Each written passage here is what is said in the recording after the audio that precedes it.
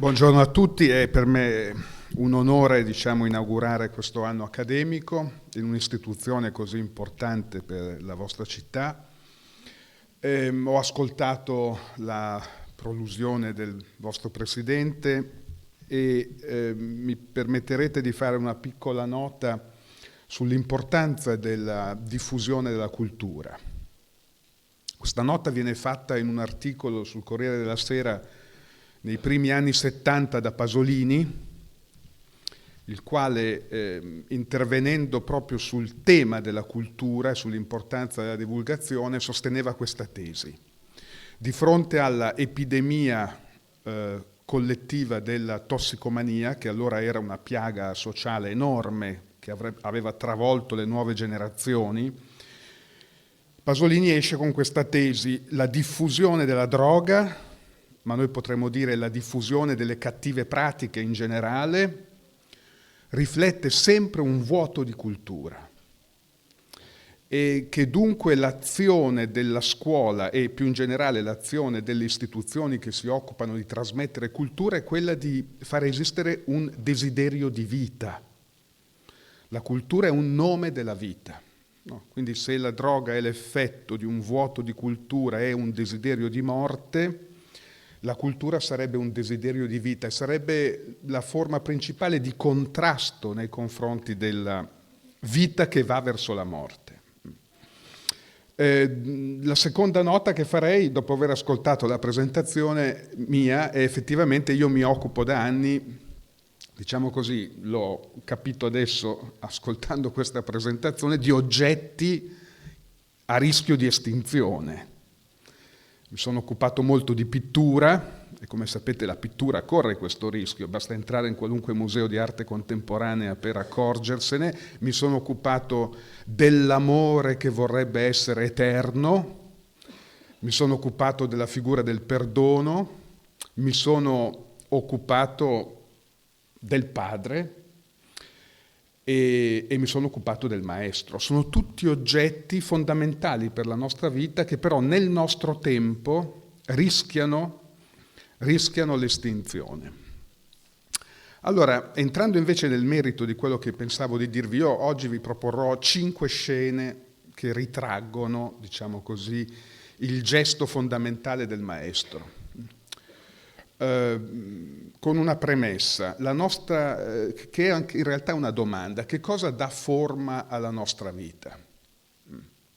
Perché la nostra vita ha acquisito la forma che ha, la forma singolare che ha? È un problema che riguarda i maestri, perché diciamo la formazione, quello che noi chiamiamo formazione, è il modo col quale una vita acquista una forma. La scuola è innanzitutto, dovrebbe essere innanzitutto, non un'azienda, ma un luogo dove si realizza la formazione. E esistono 2 modi di pensare la formazione. Il primo modo ha come modello la scala. La formazione sarebbe simile a una scala, il gradino più basso, scuole elementari, il gradino più alto, università. Il modello scolastico è costruito come una scala e noi saremmo formati quando dal primo gradino arrivando all'ultimo abbiamo raggiunto la nostra meta. Qualcosa si è compiuto. Da un gradino all'altro secondo un processo lineare maturativo. La formazione sarebbe in questa logica una maturazione. Io non credo a questo modello. Esiste un secondo modello di pensare la formazione che ha a che fare con il fuoco. Noi ci formiamo quando incontriamo il fuoco, incontriamo qualcosa che ci colpisce, qualcosa che ci ustiona, qualcosa che ci sveglia, e non è sulla scala il fuoco.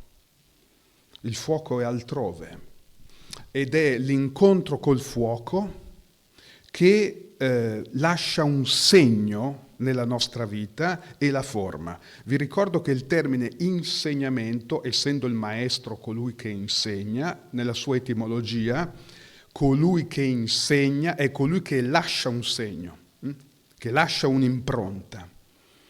Allora noi ci formiamo non sulla scala, diciamo, della maturazione, ma ci formiamo attraverso l'esperienza imprevedibile, non pianificabile, in attesa dell'incontro col fuoco, diciamo. Allora, di che cosa è fatta la nostra vita? La nostra vita, se ci pensate, è fatta degli incontri che abbiamo fatto, degli incontri che hanno lasciato in noi un segno. E si potrebbe aggiungere, per complicare un po' le cose, che la nostra vita è fatta degli incontri che abbiamo fatto e che hanno lasciato un segno in noi, ma è fatta anche di quello che abbiamo fatto di questo segno. Cosa ne abbiamo fatto? Noi siamo fatti dei segni, degli incontri che abbiamo fatto, ma abbiamo anche la responsabilità di fare qualcosa di quello che gli incontri hanno fatto in noi. Potremmo fare un esempio, uno esperimento mentale in questa sala adesso, molto semplice, pensare ai nostri maestri, agli insegnanti che abbiamo conosciuto e chiederci chi non abbiamo dimenticato. Ce ne sarà uno almeno, Ce n'è almeno uno per tutti che non abbiamo dimenticato. E la domanda è: che cosa non abbiamo dimenticato? Probabilmente abbiamo dimenticato il sapere che ci ha trasmesso, ma quello che ci rimane nella testa, quello che ha lasciato un segno indelebile, è lo stile del maestro, il suo modo di essere, di entrare in aula, di entrare in rapporto agli oggetti del sapere, di assumere una posizione, quella che io dico essere appunto l'esperienza del fuoco, incontrare uno stile che lascia un segno. Il maestro è innanzitutto uno stile che ha il potere però di accendere la vita dei suoi allievi. Quello stile è indimenticabile, la sua voce, il suo modo di toccare i libri, di farceli sentire vivi, di erotizzare il sapere. Tutto ciò è indimenticabile, la rende per me indimenticabile. Questo è il segno che il maestro lascia, no? Allora, per entrare proprio nel merito, prima di vedere le 5 scene rapidamente che ci danno proprio l'idea per me della postura di fondo del maestro, noi siamo gli incontri che abbiamo fatto. Cosa incontriamo quando incontriamo un maestro? È stato evocato prima, noi facciamo esperienza della luce. Il maestro è il luogo della luce. Possiamo dire che nella scuola, per esempio, ci sono 2 anime molto distinte, no? Si potrebbe dire in ogni istituzione ci sono 2 anime distinte, anche nell'Ateneo immagino. C'è un'anima grigia, necessaria, però grigia, burocratica, amministrativa, organizzativa, a volte è un peso, a volte è molto faticoso. È l'anima grigia dei dossier. Ogni istituzione è per certi aspetti afflitta necessariamente da questa anima, se volete l'anima burocratica. In una scuola sono i calendari, sono i programmi, sono gli orari. Foucault direbbe è l'anima dispositivo che accompagna ogni istituzione, l'anima dispositivo, l'anima anonima del dispositivo. Accompagna ogni istituzione, ogni azienda, ogni impresa, ogni organizzazione. Ma se l'istituzione si riduce a questo, la morte, no? Non accende la vita. Allora dobbiamo dire che dentro quest'anima, l'anima dispositivo, esiste una seconda anima che è l'anima della luce, è l'esperienza della luce.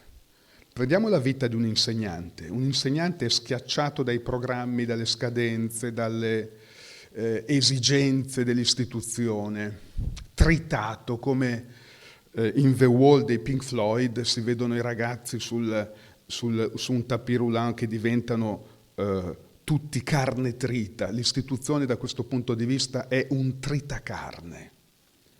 E poi c'è l'ora di lezione, poi c'è l'esperienza dell'aula. e poi c'è l'esperienza della parola, e poi c'è l'esperienza dell'incontro, e questa è l'esperienza della luce. E badate bene che l'esperienza della luce si può fare solo dentro il dispositivo. Quindi bisogna stare nel dispositivo per rendere possibile ciò che esorbita dal dispositivo.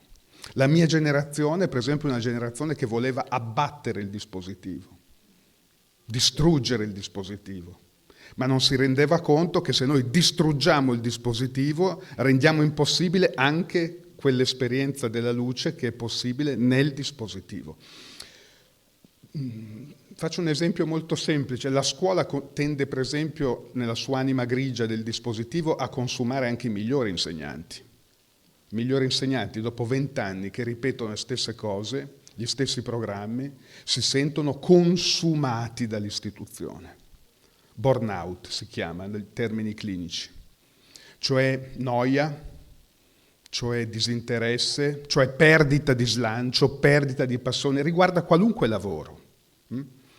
Cioè la ripetizione tende a consumare chi si trova nella ripetizione.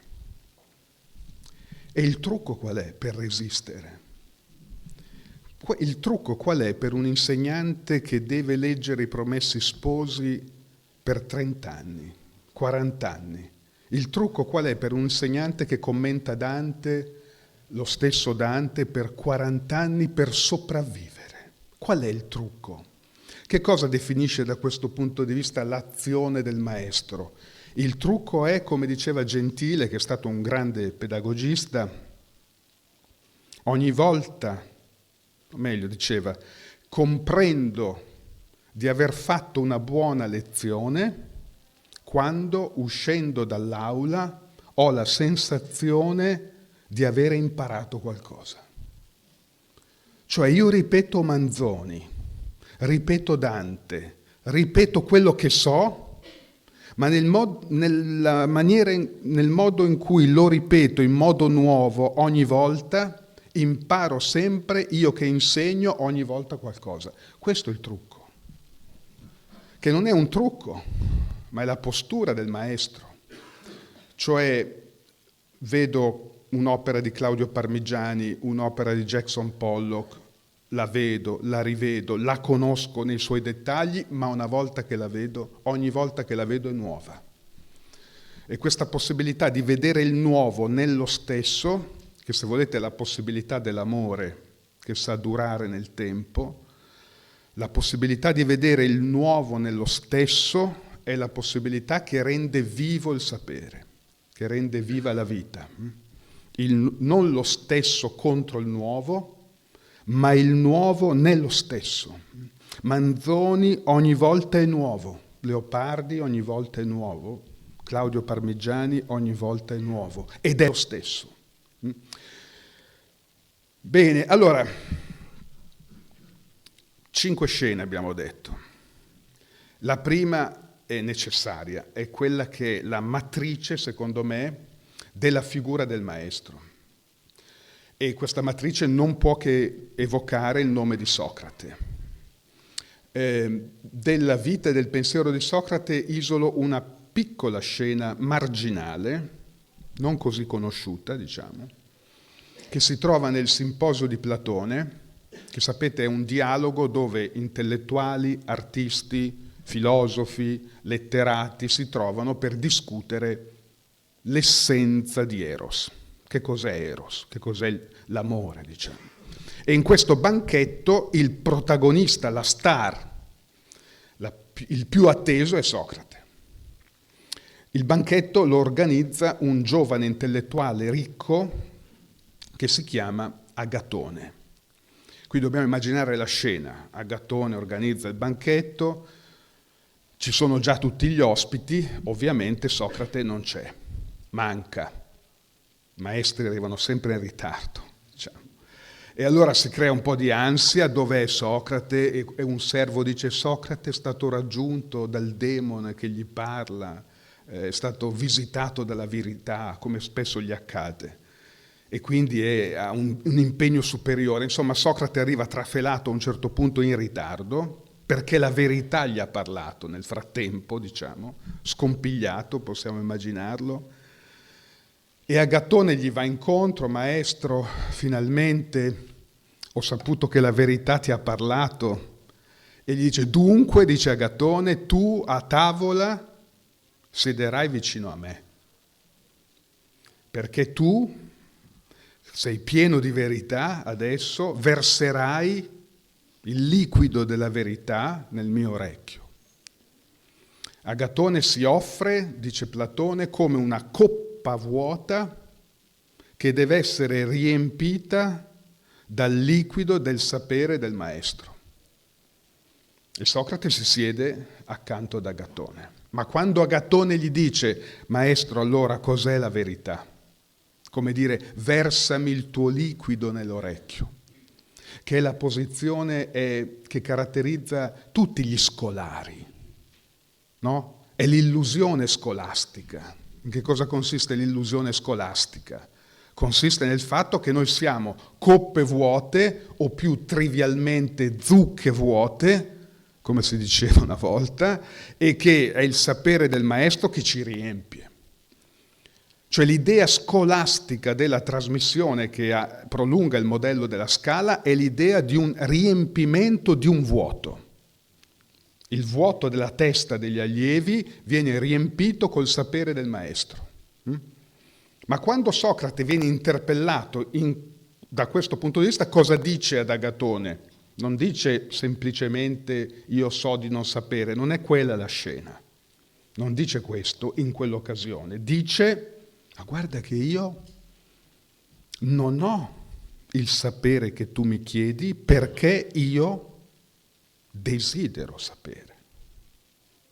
Allora, il maestro non è colui che ha il sapere, ma è colui che testimonia di essere abitato dal desiderio di sapere. E questo è sconvolgente per Agatone ed è sconvolgente per tutti gli scolari. È un miracolo che accade ancora quando nelle aule del nostro paese, qualunque, dalle elementari all'università, noi incontriamo un maestro, o fuori dalle aule anche. Che cosa incontriamo noi? Noi facciamo esperienza di 2 miracoli. Uso questo termine nel senso proprio, opportuno. 2 miracoli quando un maestro parla. Il primo miracolo è: io come maestro desidero sapere. Questo trasforma la zucca vuota, la coppa vuota, l'allievo, lo scolaro, in amante. Cioè l'allievo vuole amare il sapere come il maestro ama il sapere. Una trasformazione formidabile. Cioè il maestro contagia l'allievo col suo desiderio di sapere. E non c'è trasmissione di sapere senza desiderio di sapere. Quello che conta è accendere il desiderio di sapere. Solo così si può trasmettere il sapere. Dunque l'allievo diventa da allievo, zucca vuota, coppa vuota, amante, che come il suo maestro desidera il sapere. E allora gli oggetti della conoscenza, la pittura, la musica, la letteratura, la geometria, le lingue, l'oggetto della conoscenza, potremmo anche dire i libri, diventano corpi. Cioè diventano dei corpi erotici. L'allievo vuole toccare, sentire, penetrare, carezzare.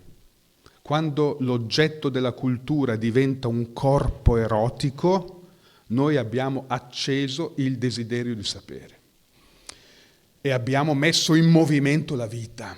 Questo è il punto fondamentale. Ecco, prima scena, dunque, ricaviamo questo elemento, cioè la trasmissione del sapere avviene solo se si accende il desiderio del sapere. Ci sono insegnanti che uccidono il desiderio di sapere, questo bisognerebbe dircelo, che mortificano il desiderio di sapere. Ci sono dei docenti indecenti E qui si aprirebbe un grande tema politico di cosa fare nella scuola per evitare che ci siano docenti indecenti, e ci sono invece docenti che con grande passione attivano il desiderio della scuola, il desiderio di sapere, e sono quelli di cui noi non ci dimentichiamo, che abbiamo incontrato, che hanno lasciato un segno. Cosa hanno lasciato? Hanno lasciato il segno del desiderio di sapere. Non il sapere, ma il desiderio di sapere. Seconda scena, è una scena, permettetemi, biografica. Io ho avuto tanti maestri eccellenti nella mia vita scolastica, anzi, perdonatemi, prima abbiamo detto, noi siamo gli incontri che facciamo. Noi possiamo fare due tipi di incontri che sono ugualmente fondamentali. I buoni incontri sono gli incontri che allargano il mondo, moltiplicano i mondi, no? La luce, la Lichtung, direbbe Heidegger, allargano il mondo. Poi ci sono i cattivi incontri. I cattivi incontri chiudono il mondo. Ricordo la mia maestra terrificante dell'elementare. Io sono stato, credo, l'ultimo bambino in Italia bocciato in seconda del Regno Unito, bocciato in seconda elementare. E da questa maestra, io vengo dalla periferia di Milano, lei veniva da Milano, doveva fare una lunga traversata per venire nella nostra scuola elementare, ci odiava chiaramente, fumava in classe Muratti, nervosa, con lo chignon, mi ricordo, e ci odiava. E la prima cosa che ci disse è: voi siete delle viti storte, io sono il paletto di ferro e il mio compito è raddrizzarvi. Una botanica dell'educazione che, diciamo così, dimenticava il fatto che la forza di una vita è nella stortura, che si tratta di coltivare proprio l'irregolarità, la stortura, l'attitudine, l'inclinazione, chiamiamo il talento, no? Che è sempre storto. No, lei tutti dritti. E mi ricordo che una volta ci chiese, è lì che mi giocai l'anno, diciamo, perché mi ammutinai, ci chiede a tutti maschi ovviamente, in quell'epoca, ci chiede che cos'è il fuoco, perché il fuoco è bello. E tutti noi a dire la nostra sul fuoco, no? Io dissi qualcosa, non ricordo bene, perché il fuoco è qualcosa che ci fa stare insieme nelle notti fredde. E lei a un certo punto ci azzittisce tutti: no, zucche vuote. Il fuoco è bello perché si muove. E di fronte a questa scienza io ho detto: adesso me ne vado.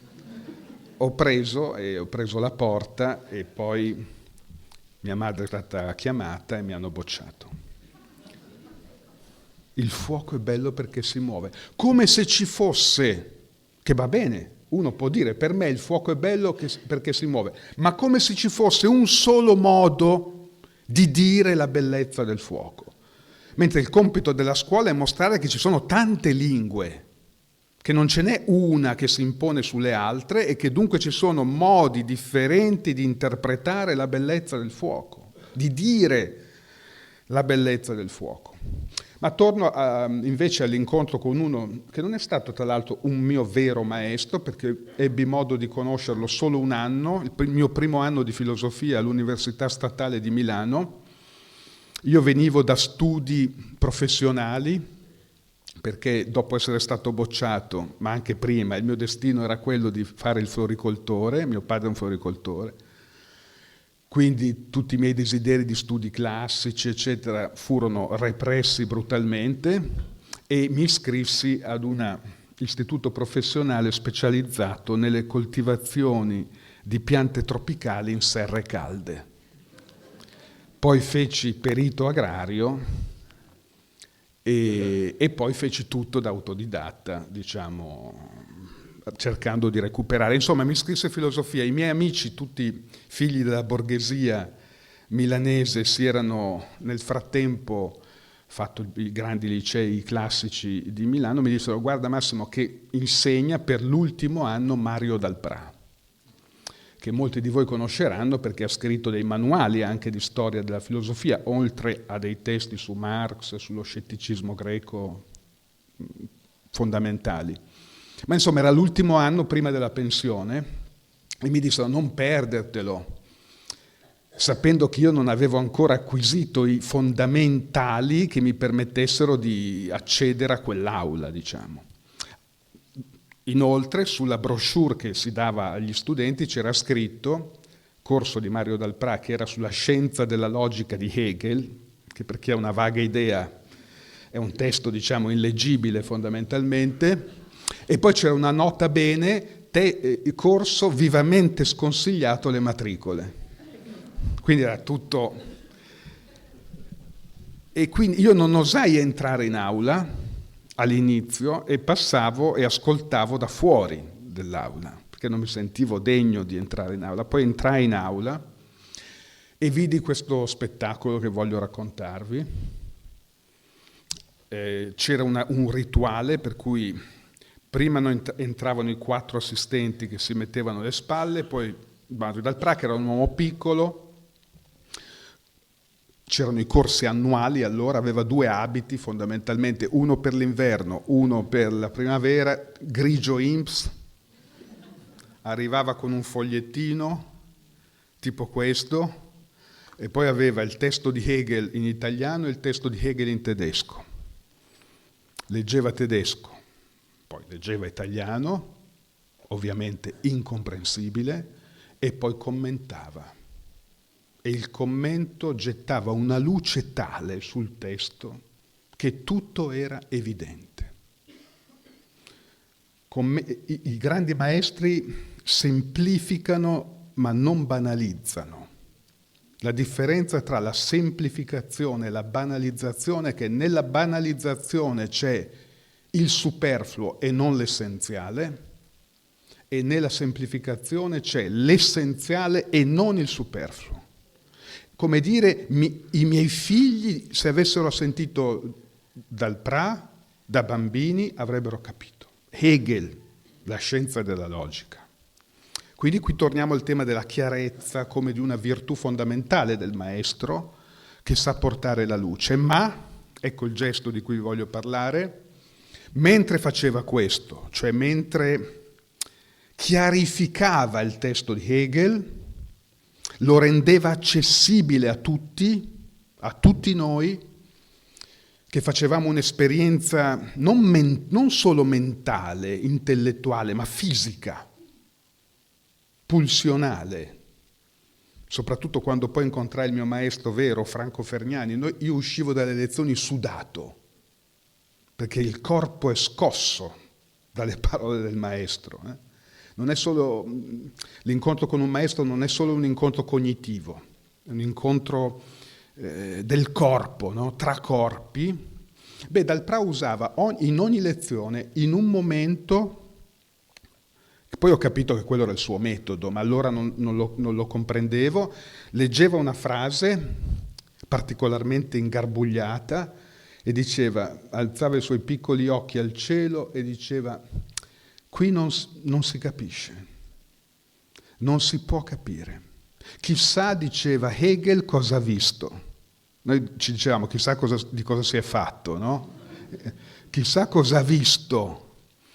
E poi silenzio in aula, è impossibile commentare questo, e poi andava avanti. Qual era l'effetto su di noi di questo inciampo del maestro sul testo di Hegel? Che tutti andavamo a leggere quella roba lì. Perché lì c'era un segreto, perché lì c'era il punto dove la chiarificazione incontra necessariamente il suo limite. Non tutto può essere chiarificato, non tutto può essere trasmesso, c'è dell'intrasmissibile in ogni trasmissione, no? E il maestro indicava che lì c'era un punto intrasmissibile.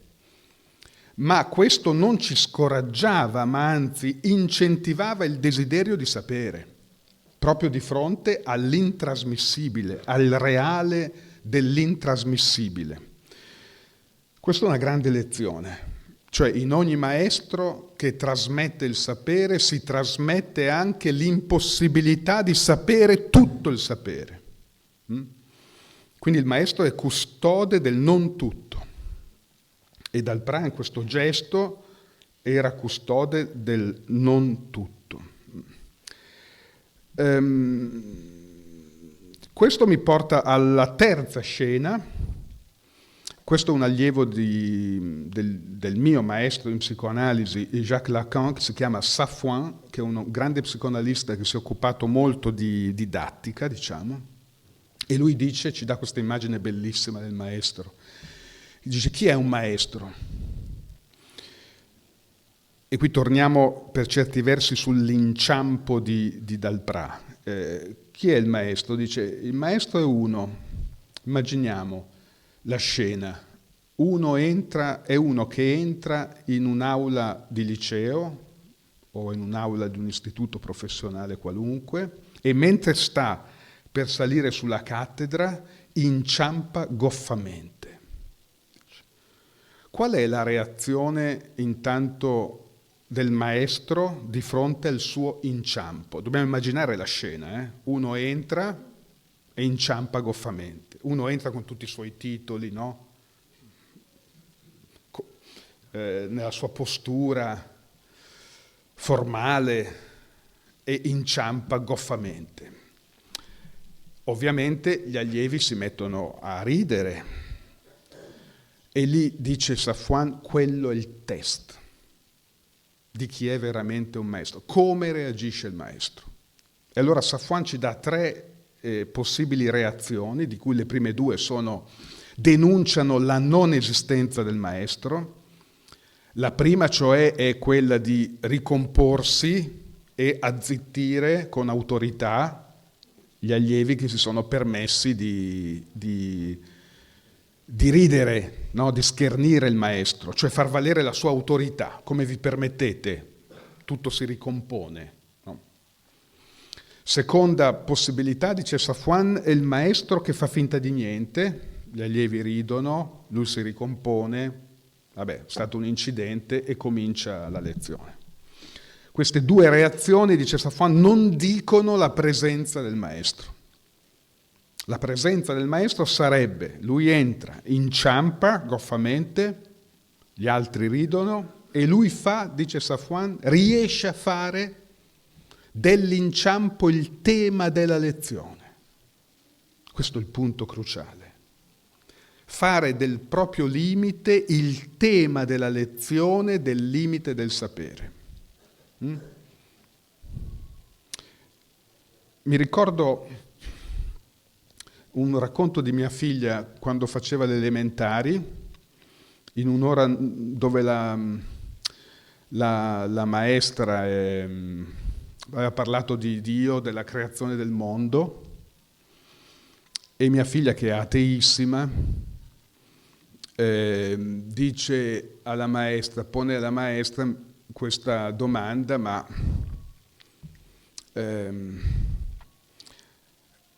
dov'era Dio prima della creazione del mondo? Che è una domanda importante, anche teologicamente rilevante, no? I bambini arrivano sempre al punto, no? Dov'era Dio prima della creazione? E la maestra non ha risposto come Agostino. Sapete che quando qualcuno poneva questa domanda, Agostino rispondeva: stava concependo l'inferno per quelli che pongono domande come la tua. Diciamo. Ma lei invece, la maestra, si arrampica sugli specchi, cioè gli dice qualcosa di poco convincente. E ovviamente la bambina non è soddisfatta, si trova poi in un'altra situazione con un'altra maestra, stessa questione, e l'altra maestra dice: Camilla, guarda, proprio non ho idea. Questa è la risposta giusta, perché questo non... Cioè, quando il maestro mostra il limite del suo sapere, inciampa, Dalprà, Safouin, attiva il desiderio di sapere. Non bisogna aver paura, il maestro non ha paura del limite del suo sapere. Vi racconto una cosa molto breve, biografica. Una volta un mio caro amico collega che era direttore del reparto di neonatologia di Ginevra, François Sermet, mi invita a fare una conferenza nel suo reparto sulle anoressie, diciamo, precoci, di cui mi sono molto occupato, cioè le anoressie nei neonati, e che sono tra l'altro tutte bambine, che è una cosa molto interessante, diciamo. E io gli dico: François, devo parlare quanto? Fa 2 o 3 ore. Gli dico: normale, nel mondo universitario, 2 o 3 ore, ok? In francese gli dico: beh sì, sono tutti... Ma io dico: ma il mio francese non è così impeccabile. Ma lui dice: ma no, non ti preoccupare, il tuo francese va benissimo. E io gli dico: ok, parlo in francese, però tu poi ti invito nel mio istituto, vieni e parli italiano. E lui dice: no, ma il suo italiano è veramente un po' stentato, dice: no, veramente, ok. Faccio la conferenza, il seminario di 3 ore, finisce il seminario, chiedo a François: com'è andato col mio francese? Oh, veramente ottimo. Ah, senti, allora vengo all'istituto tuo e parlo italiano. Cioè l'avevo messo a suo agio, no? Cioè il mio francese, che non era impeccabile, ha risolto una sua inibizione. Perché se il maestro incarna l'impeccabilità, produce inibizione. Come dire, tutto il sapere è sul suo lato e dunque a noi non resta che mostrare la nostra insufficienza. Ma se il maestro è amico della sua insufficienza, quindi amico dell'inciampo che compie, questo ha un effetto di liberazione nei confronti degli allievi. Sono le ultime 2 scene che vi propongo, una a cui sono molto legato, che si trova in un grande libro della filosofia contemporanea di Gilles Deleuze, che si chiama Differenza e ripetizione. E Gilles Deleuze dà questo ritratto del maestro bellissimo. Ci troviamo negli anni 60, Costa Azzurra, spiaggia. Io mi immagino sempre le scene. Deleuze descrive questa scena, descrive che sta osservando un bambino e un maestro di nuoto. E il maestro di nuoto sta insegnando il bambino molto piccolo a nuotare sulla spiaggia. E come fa? Mette in scena tutto il bestiario che caratterizza il nuoto, la rana, la farfalla, il delfino, e il bambino ripete, imitando il maestro, la rana, la farfalla, il delfino. E vanno avanti per un po'. Poi a un certo punto Deleuze si chiede: questo bambino sta imparando a nuotare mentre ripete i gesti del maestro? No, questo bambino sta apprendendo una tecnica, diciamo. Ma questo non è apprendimento, è imitazione, fa come fa il maestro. Il bambino fa come fa il maestro. Se volete, questo accade sempre in ogni processo di trasmissione. Noi impariamo facendo come fa il maestro, ripetendo quello che il maestro fa. Ma quando il bambino impara a nuotare? Quando a un certo punto vede sulla spiaggia che il maestro prende il bambino, dopo avergli insegnato il delfino, la rana, la farfalla, e lo butta contro l'onda. E Deleuze fa questa osservazione: è l'incontro con l'onda, cioè l'impatto con l'onda, con ciò che non è governabile, non è prevedibile, non è padroneggiabile, che impone al bambino di soggettivare, cioè di rendere proprio il sapere trasmesso dal maestro. L'onda. E allora la domanda è: ma che cos'è l'onda? Beh, l'onda è la vita. Il sapere diventa acquisito quando noi incontriamo l'onda della vita e mettiamo il nostro sapere e rendiamo il nostro sapere singolare. Non facciamo più come il maestro, facciamo con il maestro per andare oltre il maestro. Lacan lo diceva in una formula molto ironica ai suoi allievi che lo imitavano. Sapete che Lacan parlava in modo incomprensibile, aveva un modo di vestire molto particolare, un po' strano, diciamo. E i suoi peggiori allievi erano delle caricature di Lacan. Parlavano come Lacan, si vestivano come Lacan, compravano gli stessi sigari di Lacan, eccetera, eccetera. Il papillon di Lacan. E Lacan continuava a dire: voi dovete fare sempre come me, non imitatemi. Dovete fare come me, non imitatemi. Cioè incoraggia gli allievi a perdere il riferimento imitativo al maestro e tener conto dell'onda. Faccio l'ultima, credo di aver esaurito il mio tempo, l'ultima scena, che è una scena evangelica, una potente scena evangelica. Alcuni di voi sapranno che negli ultimi 12 anni mi sono dedicato molto allo studio delle scritture in rapporto alla psicoanalisi. Questa è una scena a cui io sono molto legato, perché troviamo forse una delle parole che più decisive in quello che noi chiamiamo Nuovo Testamento. Gesù è un maestro, si può dire questo, no? Insegnava con autorità, dicono i suoi di lui. Ma dovremmo capire cos'è questa autorità. Insegnava con autorità. L'autorità non è un titolo. L'autorità non può derivare da un titolo. Certo, c'è stato un tempo in cui, quando un maestro entrava in classe, aveva dietro di sé il crocifisso, il presidente, e era ben allineato, diciamo, no? Cioè, crocifisso, presidente, maestro, tutti in silenzio. Bastava che entrasse in aula, ma oggi sappiamo che non è più così. Non c'è più né il crocifisso né il presidente. Uno entra in aula, tutti guardano l'iPhone e o si fa il segno della croce, o, se è un maestro, deve guadagnare il silenzio. E come lo guadagna? Non coi rimproveri, lo guadagna con la forza della sua voce, con la forza della sua parola. Deve riconquistare un'autorità che prima era garantita dal dispositivo, dai piedi, cioè dalla forza singolare della sua voce. Ogni volta si rinnova questa partita molto difficile. Gesù insegnava con autorità perché non ripeteva quello che già si sapeva, ma cercava di portare, diciamo così, in quello che già si sapeva, per esempio la natura della legge trasmessa dalla Torah, un nuovo modo di intendere la legge.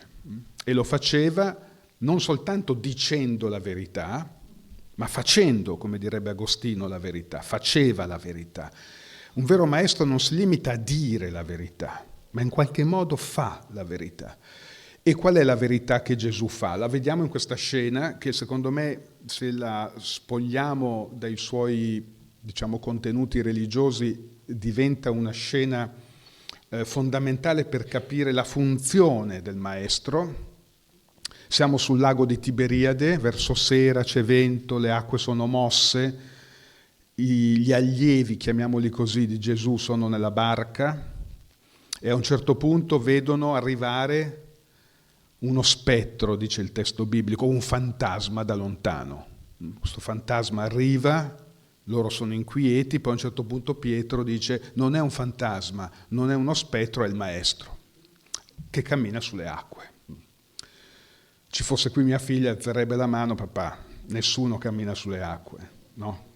È sempre quella che si chiede cosa faceva Dio prima della creazione. Nessuno cammina, ma lasciamo perdere Camilla. Arriva camminando sulle acque, dunque arriva non in una posizione comune, arriva in modo imprevedibile, inaudito per certi aspetti, no? E i suoi si avvicinano, Pietro in particolare si avvicina, lui è sulle acque, quindi nell'impossibile, nell'inaudito, nell'impensabile, e rivolgendosi a Pietro, spaventato, gli dice: vieni fuori. Questa formula è la formula del maestro pura, Ogni volta che noi incontriamo il maestro ci dice, ogni maestro ci dice, vieni fuori, cioè abbandona il rifugio, abbandona la certezza di essere chiuso, riparato dalla barca. Non temere il vento, non temere le acque, non temere la pioggia, non temere il buio, vieni fuori. Che poi sono le parole che Gesù rivolge a Lazzaro, talita cum, alzati, vieni fuori, non avere paura. Ecco, il Maestro ci invita sempre a non aver paura di ciò che non sappiamo. Ci invita sempre, è un magnete, dove c'è un Maestro c'è un magnete che ci attira verso di sé, cioè che ci attira verso l'ampiezza illimitata della vita. Grazie.